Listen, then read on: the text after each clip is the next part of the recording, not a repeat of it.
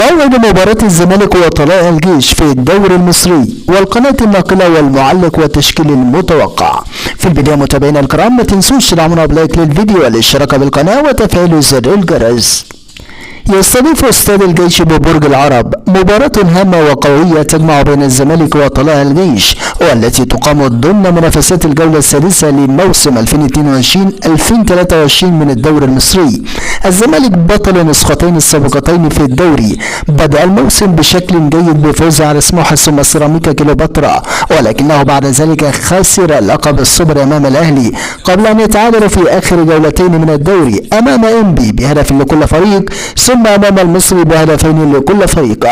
ويطمح لاعب الفارس الابيض الى مصالحة الجماهير بالفوز على طلائع الجيش وتعديل مسار الفريق سريعا للاستمرار في المنافسة على الصدارة والحفاظ على اللقب.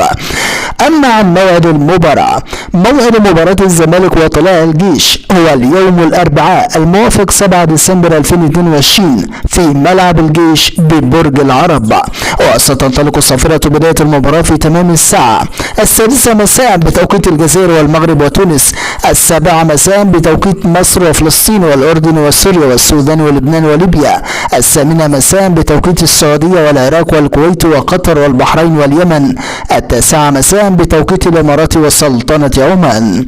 اما على القناة الناقلة للمباراة، تذاع مباراة الزمالك وطلائع الجيش على مجموعة قنوات اون تايم سبورتس، وبالتحديد قناة اون تايم سبورت 1 اتش دي. اما عن معلق المباراة، سيتولى مهمة التعليق على احداث المباراة المعلق الرياضي الشهير امير محروس.